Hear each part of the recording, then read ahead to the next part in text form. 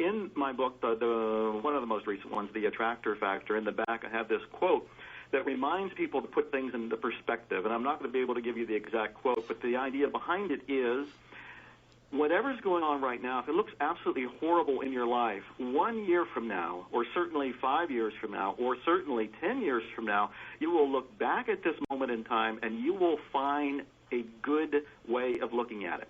You will often say, there's so many cancer victims, for example, who will say cancer was the best thing that ever happened to me.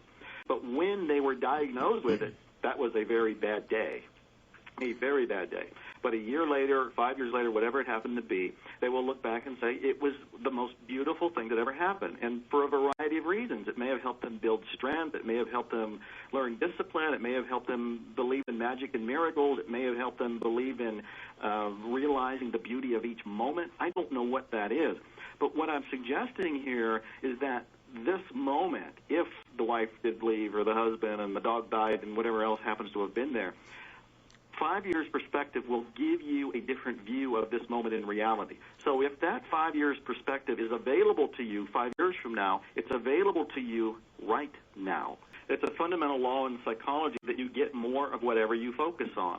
And again, in the attractor factor, I say that's what you end up attracting into your life. So if you end up focusing on whatever it is that you're perceiving to be bad, then you will get more of those kind of feelings because you are in that energy place that you're acting like a magnet for it. You're going to pull more of that to you. You're going to see it because you have these eyes of misery, and you will look for more misery. However, if you look at this moment and say, well, that's unfortunate that took place, I wonder what the good is in it, or even better, I wonder how I can turn it into something good. From a marketing standpoint, I'm always telling people I see opportunities everywhere because whenever somebody states a complaint, I hear it as an opportunity. If somebody complains that a product doesn't work or something in their life isn't going the way they want, I'm thinking in the back of my mind, I wonder how I can create a product that will give them what they want. I wonder how I can create an ebook or an audio or some sort of product that will help them achieve what they want. I hear the complaints as opportunities. That causes my perception to be completely different. I don't get stuck in the mindset of, I don't want this. I get into the mindset of, how can I turn this into something positive? And, of course, in my case, I want to profit from it while helping others. So it is a whole perceptual thing, and it is in our control.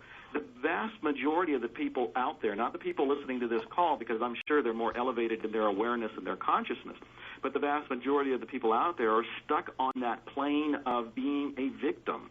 And as they look at themselves in their life as being a victim, they get more of that kind of stuff. They're going to pull in everything that's going to enable them to be a victim.